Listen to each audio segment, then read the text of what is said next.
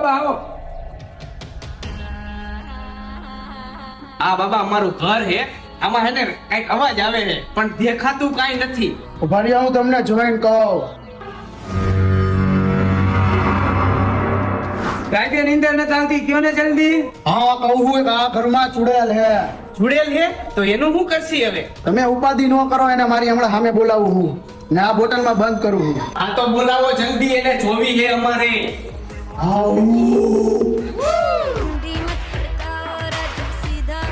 ए रहा नहीं जाता, तड़प ही ऐसी है ना. नहीं सुके.